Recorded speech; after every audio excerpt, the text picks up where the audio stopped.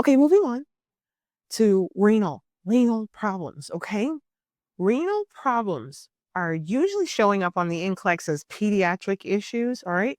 Do you know proper BUN and creatinine levels? All right, because it's going to be these two that show up the most when you are having a renal problem. Perhaps urine, they'll talk about the color of the urine or the amount of urine. Do you know how much urine is appropriate for an adult? How much urinary output is okay or appropriate?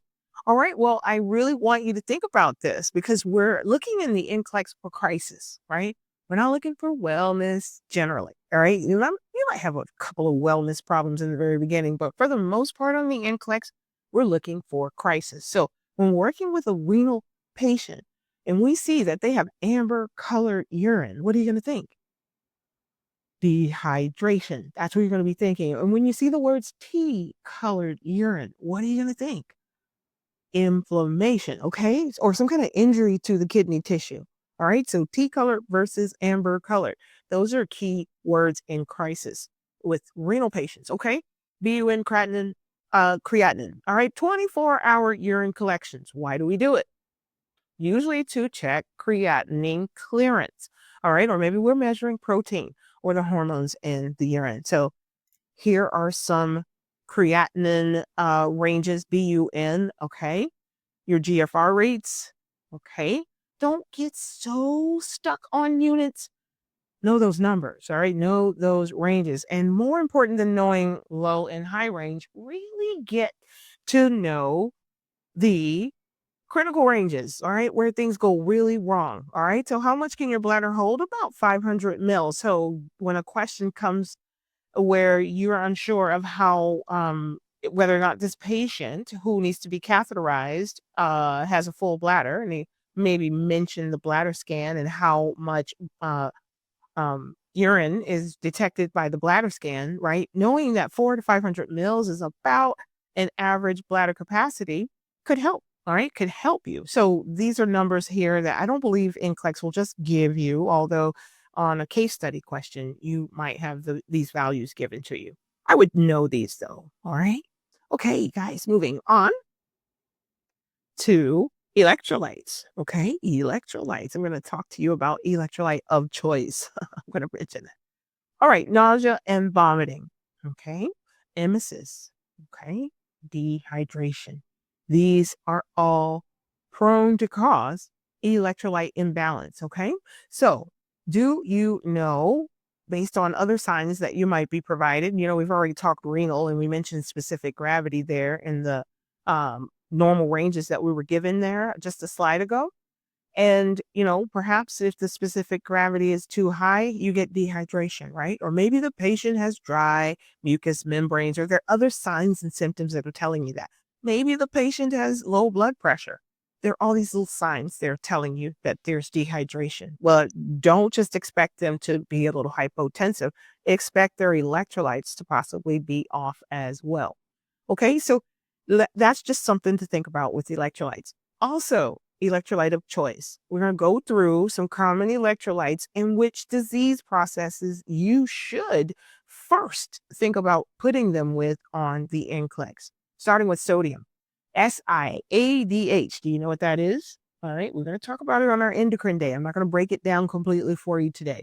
It's a disorder, though, that's an endocrine disorder related to hormones in the brain, ADH, that are not quite functioning as they should, okay?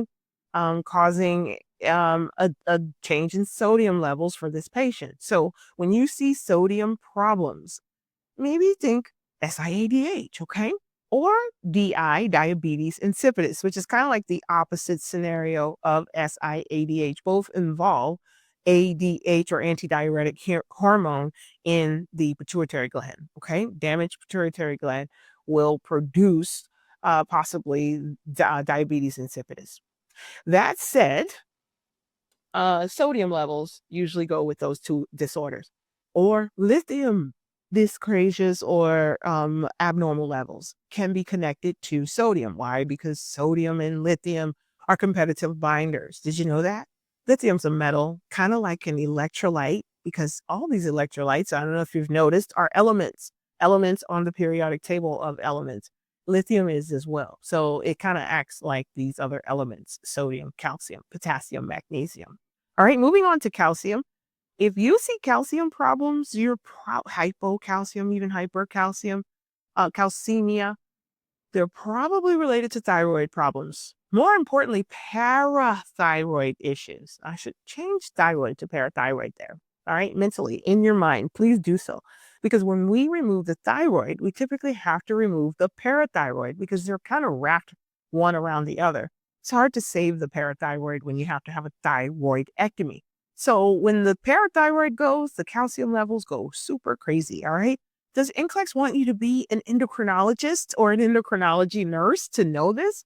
Absolutely not. But they do expect that if you can connect a patient who's just had a thyroidectomy with problems with their calcium levels, then that's all they need to know, right? So connect those two. That's the electrolyte of choice for thyroid problems. Okay, calcium. Potassium, electrolyte of choice for cardiac issues. Okay. We have a cardiac problem. We check potassium levels, right? Because potassium sparing diuretics, for example, will allow certain blood pressure levels to remain pretty decent, right? Whereas potassium wasting diuretics may create new problems with other cardiac meds, like perhaps digoxin, right? Usually hypokalemia precedes digoxin toxicity, for example. So potassium is your electrolyte of choice when there's cardiac issues going on, okay? Magnesium, electrolyte of choice in OB patients, particularly those going through preterm labor, right? Because we use magnesium and electrolyte when there's too much of it in our bloodstream. Magnesium causes deep tendon reflexes to go down. Level of consciousness can even go down, right? It makes us kind of go down and all our heart rate, blood pressure, everything goes down when a person's hypermagnesic, right? Well, that really works when a patient's in preterm labor because we want to slow the muscles of the uterus down so that that patient's false labor can stop or preterm labor can end. So magnesium, I find you see with those emergency OB patients on the NCLEX, okay? So the last two words are good, big 10-letter words, $10 words, or $5 words, as I like to call them. Paresis and paresthesias. Do you know those medical terminologies? All right. They are so connected to electrolytes, and they tend to be, paresthesias at least, an early sign of electrolyte imbalance. So you see paresthesias. What does it mean? I'll give you a second. If you were thinking numbness or tingling at the extremities, like the lips, the fingers, and the toes, then absolutely you are correct. Okay. And paresis, yes, involves muscle weakness. Okay. So muscle weakness is paresis, and numbness in the fingers, toes, and lips would be paresthesias. And here, of course, are your normal ranges for those electrolyte levels. Okay. I don't have lithium in there, but you should have that too. Okay. So now P, the P in care plans is for peritonitis, peritonitis, and other abdominal issues. Okay. Ruptured spleen, appendicitis, bowel obstruction, abdominal emergencies, bleeding. Okay. Pain. When you see any of those concerns that are mentioned there, and the patient has bleeding or pain, all right, which you'll see a lot on the NCLEX. There'll be an abdominal problem that you can identify. It appears to be an emergent issue, or maybe it's a chronic issue. You don't know. But if there's bleeding or pain, there's an indication there that it's probably acutely exacerbating. All right. Maybe it is a bowel obstruction, right? That's causing a lot of pain. Um, there's a general protocol when the patient is experiencing abdominal bleeding or pain. Hold narcotics, hold antiemetics, all right, especially those that are super powerful antiemetics like your Reglans and your other phenothiazines. Okay, we'll talk more about that later, I promise. Okay, but otherwise, patients who have bowel obstruction, you're going to have certain diagnostic tests to make sure and see what they have going on. Maybe they're a pediatric patient with Hirschsprung's disease. All right, that bowel obstruction you should know about. We'll talk about more about that when we get down to pediatrics. All right, ruptured spleen, right, is a generally a bloody proposition and it requires surgery. Appendicitis, do you know which quadrant is usually assessed to be problematic when a patient has appendicitis? Do you know how to keep that patient from causing more harm to themselves once they've been declared inflamed appendix? Okay. All right. Board like rigid abdomen. All right. That's a key set of words there that generally will tell you you're working with peritonitis. Look for that word. Anything that says firm, board like, super rigid, and they're talking about the abdomen, all right, especially when combined with great pain. And what do we consider severe pain on the NCLEX? 7 plus, okay, out of 10. So anything 7 or greater out of 10 in terms of pain will be considered severe pain. So a severe pain in the abdomen plus a board-like or rigid abdomen usually means peritonitis, and that is an emergent crisis that needs immediate um, intervention. All right. It's just because of the nature of peritonitis, you can't just sit on that. A patient will have a hard time sitting on it as well because the pain is so immense. So generally people will come in. Appendicitis and peritonitis are connected as well. So you might get a patient with appendicitis, especially if that thing has burst already and they're starting to go septic. Okay, this things can go really quickly. It can go badly really quickly. So it's important to keep an eye on that. Peritonitis. Okay. Moving on to the L in care plans. Okay. That L is for lethargy. All right. Lethargy doesn't seem like a big deal, maybe if the person's already a bit, slow or obtunded. But let me tell you, it's a problem in children. Lethargy tends to be a problem in children who typically are more um active or animated. Okay. So if you see the words lethargy and child in the same sentence, it's usually a trigger on the NCLEX of something for you to watch out for. What's their level of consciousness? What's their mental status, right? What's their body position? Are they obtunded? Do you know what obtunded means?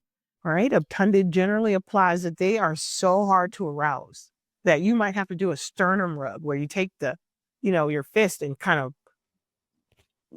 rub it into their sternum, right? Because there's some nerves there, and that should make a person really kind of open their eyes and look at you. But when a person's obtunded, a sternum rub doesn't do very much for them. They still may stay asleep. All right. Somnolent. That means that, they will wake up for you. Maybe they take medications, give them PO meds or something like that, but they're going to go right back to sleep. All right. So all of these can be connected with a level of sleepiness that may indicate a neurological issue or may indicate an airway issue. You don't know. So you don't just overlook lethargy. Okay. But because it may not just be, oh, that person needs to sleep. It may be that that person somewhere on the Glasgow coma scale, right? Do we know this or not? Right. Sometimes it's really hard to know. Just in case you didn't know what the Glasgow coma scale was, a perfect score of 15, right? But you may see a patient with a score as low as 3. All right. So if you saw a patient with a score of 15, you'd know they're fully spontaneously opening their eyes, they're oriented to all their spheres, and they're obeying commands that you give them for movement. All right. A patient with a score of 15. But if a patient only has a score of 3, they are not responding to your request for them to open eyes or to respond to your verbal commands or even for them to obey your commands for movement. All right. So good to know about the scale, even though you may or may not be the one administering it. It's just good to be able to anticipate or identify it. Okay. Now we're in the A in care plans mnemonic.